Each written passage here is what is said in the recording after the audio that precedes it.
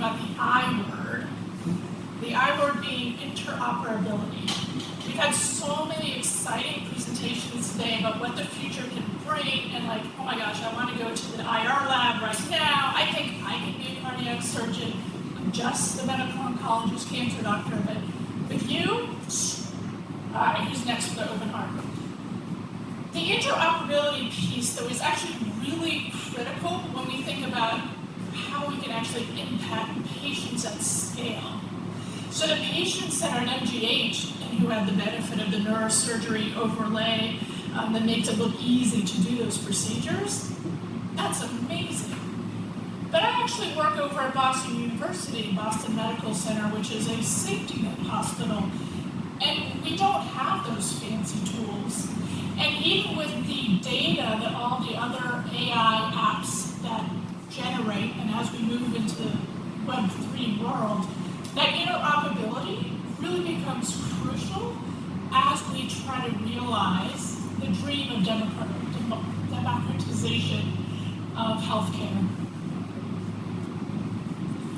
So the hair solutions, we can go back and think about elementary school. Some of us in elementary school remember AOL dial-up sound. Some of us always knew the internet. Hopefully, along the way, a teacher or a parent read you the hare and the tortoise story. Who remembers that Miksad fable? All right, great. And who wanted to be the hare at the beginning of the story, the rabbit? I did. It sounded much more fun to go leaping over the field and over the fences and win that race, because that tortoise was super slow and boring. And within the tech world, we have a similar hair solutions that deploy quickly and they prioritize speed over comprehensive functionality. Key here, integration into existing systems that docs and patients, and admins and IT, and revenue cycle management folks are all using. Now the boring tortoise solution builds comprehensive interoperability over time, prioritizing the integration within those complex ecosystems. And in the end, when we're thinking about what is actually going to bring value to patients, and value to patients at scale, that I word, the interoperability, is really important. Now we're smart enough. Maybe we can have the best of both worlds. Maybe we can act like a tortoise, but go with the speed of the hare. And I think that is my main message from today, that by thinking ahead about the I word, about interoperability, that we can reach the end goal of being successful, of having interoperability that allows patients to benefit at scale, while still retaining the fun and the joy and the speed of being the rabbit. Because remember, the rabbit would have won, but he got sidetracked. He took a nap. I think he went over and played with his friends. So the hare wasn't the problem to being fast. You can move fast and break things. The problem was getting distracted. So how do we bring the hare back to focus? Maybe the hare had ADHD. That just came to my mind. Maybe I have ADHD. Anyway. But how do we keep interoperability at the beginning? So healthcare data is big, messy, disparate. I learned a new word a couple of months ago, the petabytes. I should have known that before, but that's 500 billion pieces of paper lined up, amount of data that is generated by each hospital every year. So MGH did, Boston Medical Center, BI, the Carver. That's a lot of data. And 80% of it is unstructured or semi-structured data. That's hard to use. I spent 8 years at Flatiron Health, and our whole business model for creating real-world evidence was trying to figure out how to get that unstructured data into a structured format. That was our secret sauce. And the number of EMRs, or electronic medical records, at an average hospital is 18. We saw some of them today with the PACS, with radiology imaging, and then there's maybe an outpatient EHR, there might be Epic, but then they have a community practice that uses Athena that was mentioned earlier today. And all of those systems don't talk well to each other. And 97% of healthcare data is not used after its creations. As a data nerd, that makes me cry. There's so much there that we can do, so much there that we can do to help patients at scale and to really realize the dream of democratization through AI and tech. So this is a slide I borrowed from the medical futurist, emphasizing that the fact that the AI uses and generates even more data than we were before. And it really is an exponential growth. To actually leverage that data and not just become drowned in it, we need to be able to manage it, and part of that managing is bringing the silos together.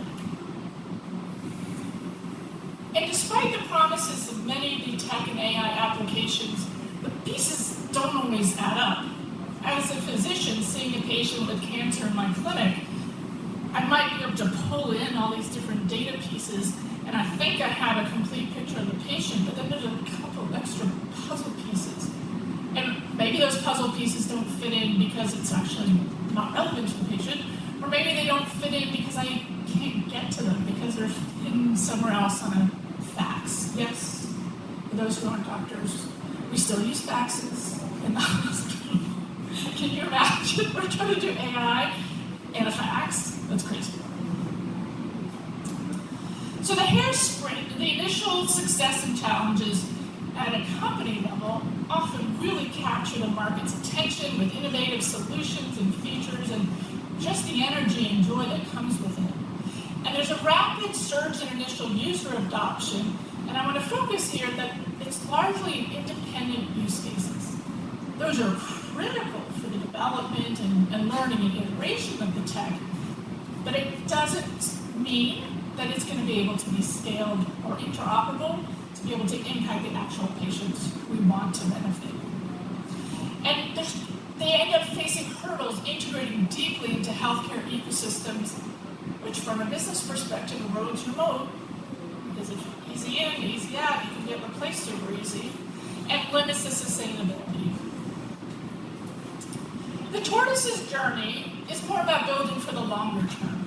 The initial pilots can really establish strong foundations for future interoperability, fewer headlines, but actually setting the stage for future growth. A steady growth of adoption due to the feasibility within the existing systems enables user trust and system reliability. And then partnerships with stakeholders ensure that the systems work seamlessly for better patient outcomes. Here's a few. They're not very sexy, but these are some tortoise winners over the last decade or so. In order to not name and shame, I'm deliberately not including some major players whose products have not continued, but they exist and you can look them up.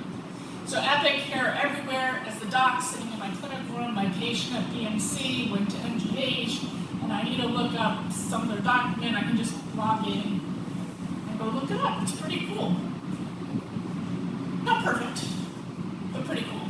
And then there's other examples such as Apple Health, which has really been able to bring together data seamlessly, and even the Commonwealth Health Alliance fostering collaboration among IT vendors. So why? Why are these people winning the race? Why are these tortoises? And this comes back to what a lot of people have spoken about earlier today, which is the adoption of healthcare standards. And those standards, again, super boring, but it really is incredibly important to ensure effective communication between the stakeholders, reduce errors and duplications. A number of times my patients have had to get 2 CAT scans because I can't go read their CAT scan, and then they bring it on a disk, and I don't have the right software on my computer to load up the image. It's kind of crazy. And then the seamless integration with existing systems, and I keep emphasizing existing systems. I want to move fast and break things and like upend everything, but healthcare is just different. Our obligation is do no harm, and that's a serious obligation that as physicians we take pride in. As patients, we want our docs to take priority regulatory environment requires it, even if the patient and physician agree they wanted something different. So being able to work within the system, and as a side note, I've been doing some consulting for small companies over the past year or so, and there's several companies that have stood out to me as like really, really, really exciting. And I went and spoke to a couple of different of the venture partners at some of the different hospitals, and to a T, all of them said, but can it work with Epic? Now, not that Epic was special, but that was the system they were dealing with. And the friction, the cost of bringing in a solution that didn't play well with Epic was so enormous that they just didn't even want to talk to the company. They basically said, go back, tell us when you can work with Epic, because that's what we're stuck with, and then we'll talk. We agree it's cool, but go away, come back when you can integrate. And then finally, the user-centric front and back-end designs needs to focus on the needs and experience of all stakeholders. And this is another piece that I find that young founders within tech who don't have a lot of healthcare experience just aren't aware of how complex it is.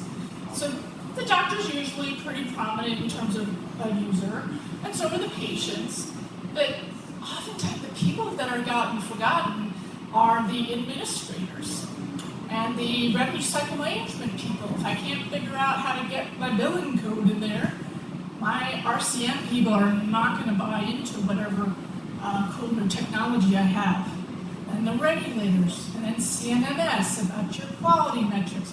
So there's this huge amount of complexity that I think is really important for tech founders within the healthcare space to invest in that time. And when you invest that understanding, I think the interoperability all of a sudden becomes clear. Because if I have to log out of Epic to go into some other system with another login, another single sign-on, it's just not going to happen. And then how do we even build for that on the back end so that that system of feedback loops breaks? So my thoughts on the future of interoperable health tech is really around AI-driven analytics and its requirement to do well with all that data we're generating, and then be able to do something with the data that AI generates, integration of wearables and the Internet of Technology, blockchain, which people have spoken about here for the security to enable that ecosystem to flow well, and then 5G for real-time data exchange. So my recommendation is to think in the long term, to think about how to win like the tortoise at the speed of the hare. Don't get distracted by shiny objects. Invest in interoperability and use a collaborative ecosystem so all of those stakeholders are known at the beginning so you understand why and when it's worth spending that time to invest in interoperability. So together, I do believe all these exciting innovations can help us improve healthcare for all, and I look forward to continuing the conversation with each of you. And next on the list is Guillaume Bourrier.